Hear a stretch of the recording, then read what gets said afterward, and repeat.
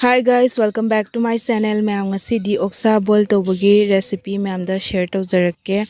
Yamna hauba recipe oigani mayam aduga yamna su healthy oibasu oigani. Hojik se oksa se phajana chamthoe phajana chamthoga hojik siga lebu ani khak sumjalani lebu amadi sumba loiraga makune kaine hapsalle ado sise hap hapna sum sise pressure cooker da kamdoine sumaina tawbasina okta yauramba magi mahi kekagi yaurasu koknabagi aduga manamdo oksagi manam ama thokpado adusu thokte aduga hojisiga thum khara hapchalani thumse hapaga aduga ishingse glass ama mukhara likna tawraga hapani oksina mayam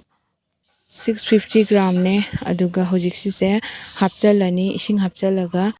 hojikse makhum khumjalani aduga high flame da taruk tarit lak phajana kamhalani mayam aduga loiraga pressure chatkhraga makhum hangdoni ado mayam kambadi loina utre ado taruk tarit lak high flame da tawraga kamhalle aduga kambasu loire hojikse pressure su chatkhre aduga hojikse hangdoe ado sumaina oire manamse yam nungsi aduga sumaina tawrase magi thau yaurambado adusu khara chatkhre aduga ishingdusu haidokre aduga hojiksiga ngasigi oksa boil sida hapkadabase aina kharni mamangda semgiba aigi soibum dune ado sise hapani aduga chanam alu se hapningdrasu hapkano ado hapningagasu hapiu aduga khamen simbi morok tawraga simple oina mayam yamna healthy oina masla amta yaudana thau yaudana sumaina boil tawrani ado hojikse khang amada oksa singse loina hapchalle hapchalaga hojikse alu hape aduga ishingse liter ama hapani liter ama hapaga ado asise high flame da mayam sauhalani ado saugalaga mukai ke hapa habda mayam da ucharakke hojikse saugale khara khara sumaina minute 10 muk sauraba matungda hojiksiga sing hape ngasai utpali sing dodi utre mayam aduga sing hapchalle ngasai gi soibumdo adu hapchalani tablespoon mari makhai adumaina oigani ado sisingsisu loina hapchalani sise khara yamna hapasu yai likna hapasu yai ado sumaina katang yamna hapagadi haure aduga pamsu yam pame sumaina chabase aduga hojikse mahido kamaina chadoino mahido hundoktorana haibado soibumgi ado mahisisu sumaina hapdoine aduna sina silhali yam hauri chanamsu hapchalle hojik aduga khamen simbisisu hapchalle minute 30 minute muk sauraga khamen simbisisu hapchaline ado ahanbadai loina hapaga food khrasu yai ado alu yaubanina aduna aina khamen simbise khara tapna tawraga hape aduga umorok sisu ngasa hungkawut kibado ani kha koina hape sagadrana do sadragadi amuk test tawraga hapchalani yam hauri sumai chabase aduga hojikse isingse kangjalle 35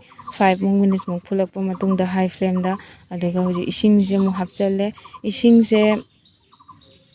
oksa sigi piece yam chawbanina aduduna isingse liter ani mukti change aduga hojikse makhum khumchalaga sumaina phajana sawalani kem tawningai leite mayam just sing phajana high flame da sawanba khaktane aduga marakta sumaina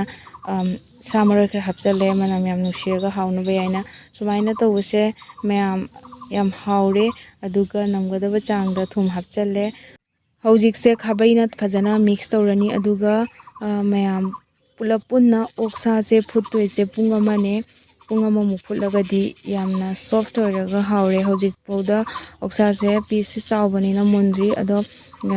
liter ani muknadi singse phajana to yarani simaina oksa sigi changda hojikse mulle 1 hour muk futle aduga hojikse phajana mulle aduga last ki oina hoji fadigom se khara garnish tawrani aduga loire mayam kemta masla yaudana sumaina amtang umorok tang hapiraga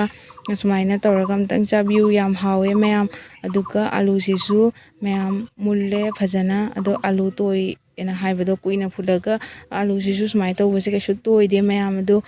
ado loire mayam su sumaina amtang phulaga healthy way da dum chabiyo yam hawbane ado mayam loire hojikse serve tawrani chak ꯑꯁꯥꯕꯒ ꯁꯨꯃꯥꯏꯅ ꯇꯧꯔ ꯆꯥꯕꯁꯦ ꯌꯥꯝ ꯍꯥꯎꯔꯤ ꯑꯗꯣ ꯁꯨꯃꯥꯏꯅ ꯇꯧꯕꯁꯤꯅ ꯂꯦꯠꯁꯨ ꯂꯦꯠꯊꯣꯛꯇꯦ ꯆꯥꯕ ꯌꯥꯝ ꯆꯥꯁꯟꯕ ꯉꯝꯃꯦ ꯁꯨꯃꯥꯏꯅ ꯆꯥꯕꯁꯤꯅ ꯑꯗꯨꯒ ꯃꯥꯒꯤ ꯃꯅꯝꯁꯤꯁꯨ ꯌꯥꯝ ꯍꯥꯎꯔꯦ ꯑꯗꯣ ꯃꯌꯥꯝꯁꯨ ꯁꯨꯃꯥꯏꯅ ꯇꯧꯔꯒ ꯆꯥꯕꯤꯌꯨ